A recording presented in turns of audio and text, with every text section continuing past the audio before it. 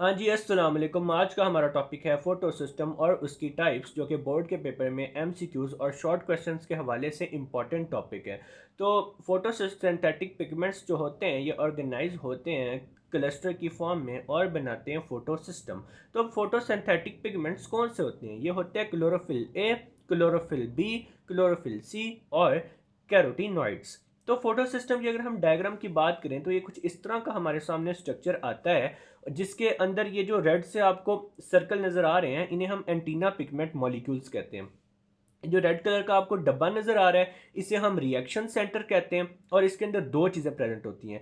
ये जो गोल से आपको ब्लू नज़र आ रहा है ये रिएक्शन सेंटर का क्लोरोफिल ए है, जबकि ये जो ब्लू कलर का डब्बा है इसे हम प्राइमरी इलेक्ट्रॉन एक्सेप्टर कहते हैं। तो अब होता क्या है, जब सनलाइट ये जो सनलाइट है जब ये फॉल करती है फोटो सिस्टम के ऊपर तो वाटर का मॉलिक्यूल जो है ना वो टूटता है और फिर दो इलेक्ट्रॉन प्रोड्यूस होते हैं जो कि एंटीना पिगमेंट के मॉलिक्यूल से आगे चैनलाइज होते होते रिएक्शन सेंटर के पास जाते हैं और वहां से फिर ये जाते हैं प्राइमरी इलेक्ट्रॉन एक्सेप्टर के पास। फिर क्या होगा कि वो जो इलेक्ट्रॉन्स होंगे वो जाएंगे इलेक्ट्रॉन ट्रांसपोर्ट चेन के पास जहाँ पे एटीपी की सेंसिस होगी। इलेक्ट्रॉन ट्रांसपोर्ट चेन जो होती है ना इसको हम आगे पढ़ेंगे इसी चैप्टर में।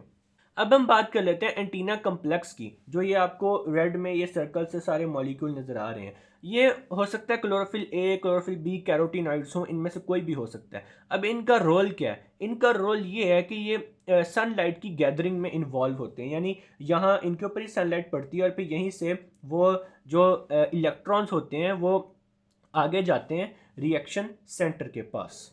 अगला हम बात कर लेते हैं रिएक्शन सेंटर की।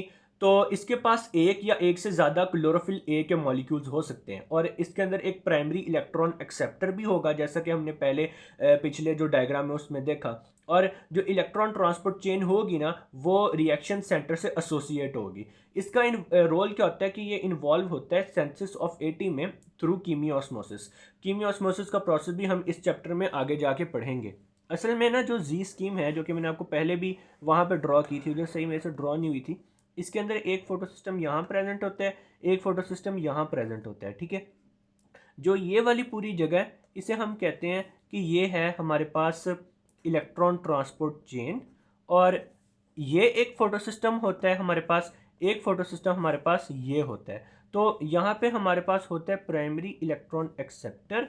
ठीक है, और एक प्राइमरी इलेक्ट्रॉन एक्सेप्टर यहाँ पे होता है और इसके बाद फिर ये आगे जाके बेसिकली NaDH2 की सेंसिस होती है असल में। ये हम आगे जाके पढ़ेंगे, मैं भी सिर्फ ओवरव्यू वैसे ही बता रहा हूँ।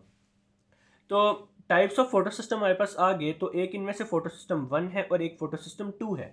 इसको 1 इसलिए कहते हैं क्योंकि ये पहले डिस्कवर हुआ था। इसके पास जो क्लोरोफिल ए का मॉलिक्यूल होता है वो जो लाइट एब्जॉर्ब करता है ना वो 700 नैनोमीटर की होती है।